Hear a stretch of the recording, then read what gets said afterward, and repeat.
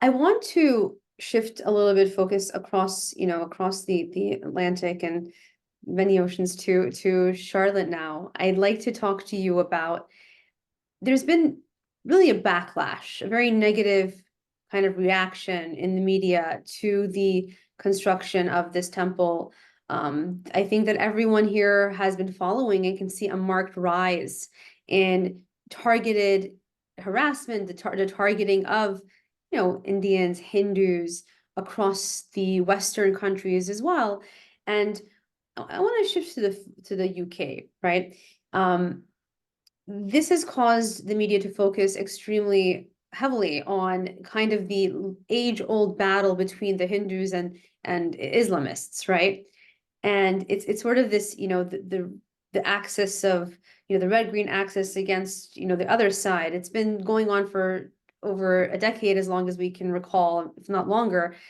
Charlotte, I want to see if you foresee any increase in attacks on British Hindus, for example, by Islamists in the UK, considering the extreme reaction that has been given by Yeah, those in the media covering it. yeah. So I think absolutely I want to move on to that question. I don't know if we are supposed to be debating here, but I do feel like I want to pick up on something that I'm a little bit nervous about with my experience in India and time in India, and is this potential narrative that there is going to be a resurgence or a surge in claims for religious sites all over India and further afield.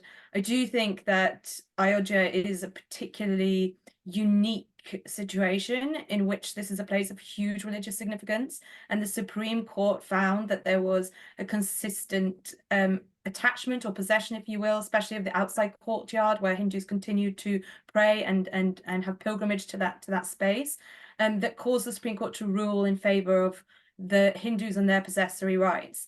But it really is a symbol of peace and harmony moving out of a huge period of destruction and thousands of lives lost. And this is a way to step forward and move forward together as communities. But I do worry if this is seen as encouraging a claim on religious buildings all over various countries, saying that there may be temples there once before, that we may then move from what is a peaceful closing of a difficult chapter and opening of peace to something more troubling. So I did want to say that. But inversely, in the UK, we are seeing Hindus held accountable for perceived negative politics in India. So whatever the reality is, there's a perception that it's very negative, and that is being taken out on Hindus. And that is what we saw in 2022 in Leicester. We saw attacks on Hindus' homes, vehicles, people physically attacked, stabbed, on account of being branded Hindutva, BJP, RSS. And now, first of all, there is nothing wrong with BJP support in the UK. In fact, the majority of our Hindus in the UK support the BJP. But second of all, you cannot hold people accountable for politics abroad, or even their politics. Is similar to what we're seeing with the Jewish community on account of Israel and Zionism, and on account the majority are Zionist as well. So I think there's a skewing and misinformation around BJP, and then there is an attack on Hindus who may or may not even have anything to do with the BJP. And I do see this as similar to anti-Semitism. It does concern me.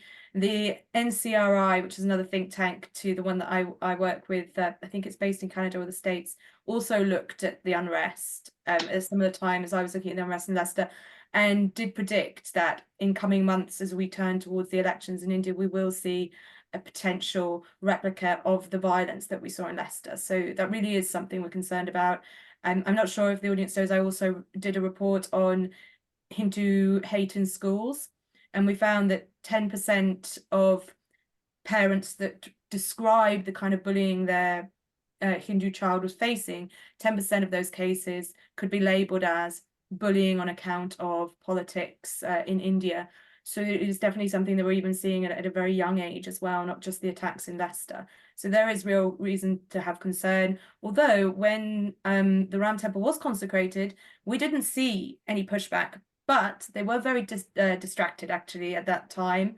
And Shakil Asfar, the lead agitator in the protests in Birmingham at the same time as the Leicester unrest against the Hindu community, Shakil, on the weekend of the consecration, was chanting from the river to the sea. So I think that the Islamists right now are looking towards Gaza, but surely if they weren't so distracted, they would be continuing their campaign against Hindus.